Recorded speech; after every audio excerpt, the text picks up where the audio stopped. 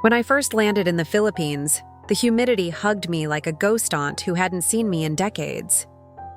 My bright red hair puffed up instantly, probably the only thing redder than a Manila sunset that day.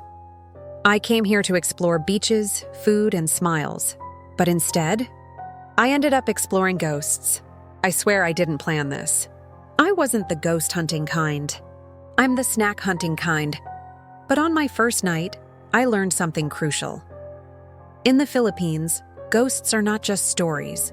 They're part of life.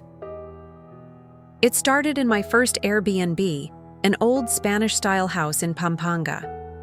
The caretaker, Aunt Melba, gave me a tour with the same seriousness as if she were handing me ancient secrets.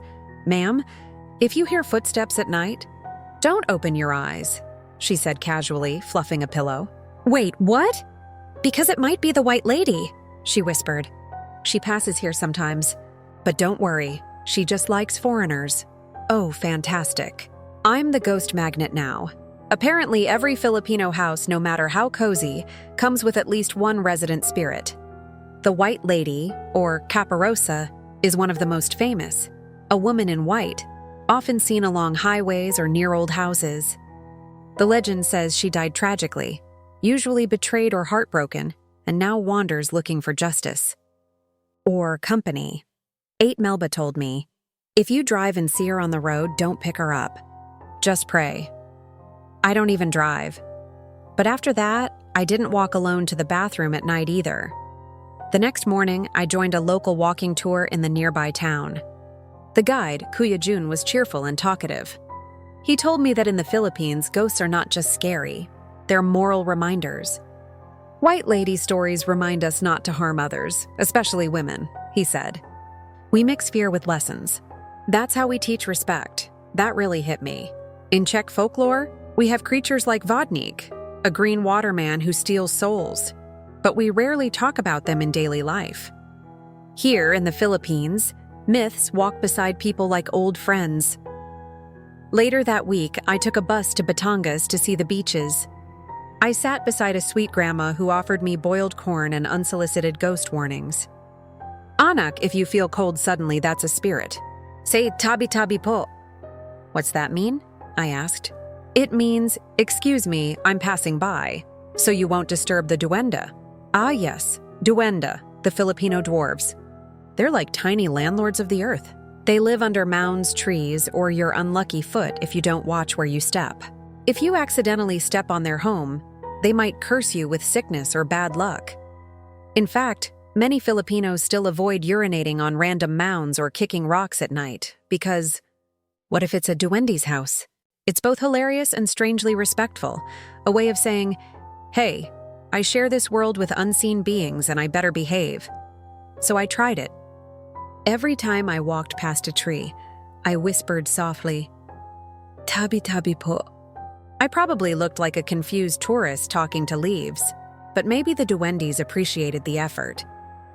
That night, I stayed in a small seaside hut in Nasugbu.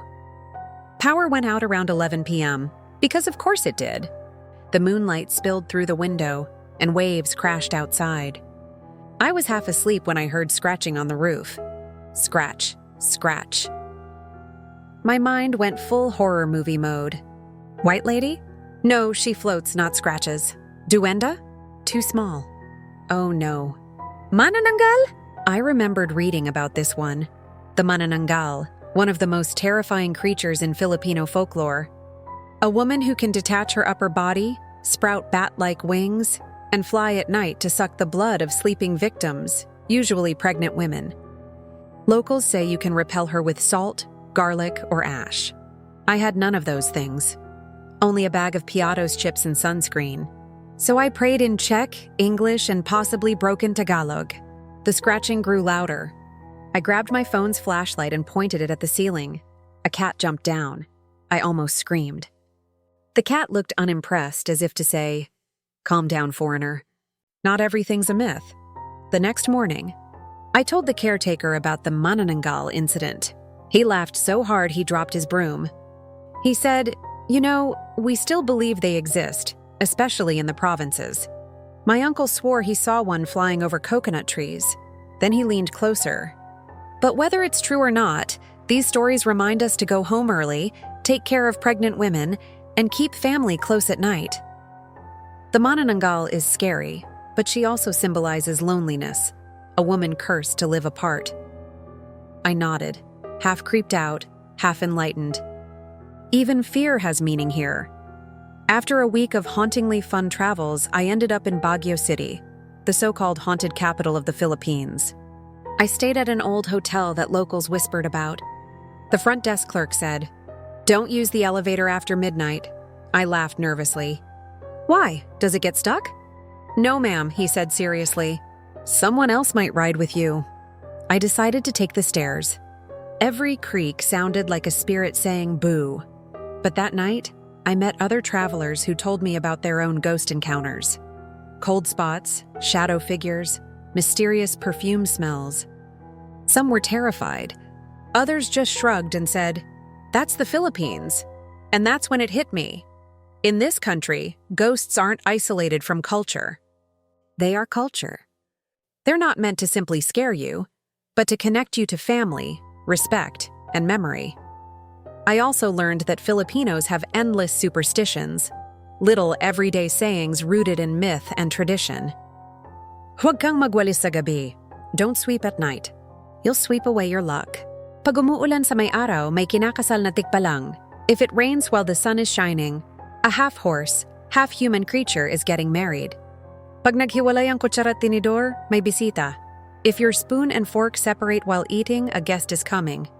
They sound funny at first, but each saying teaches something about timing, luck, or even social warmth. It's a poetic way of making sense of life. On my last day, I sat by the beach in La Union, drinking buko juice, watching the sunset melt into gold. I thought about how Filipinos carry their myths with laughter, faith, and kindness. They don't run from them. They live with them.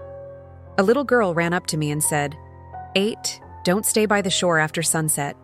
The spirits might play tricks. I smiled. Thank you. I'll go soon. She looked at my red hair and added, they might think you're one of them. Perfect. Even the ghosts think I'm local now.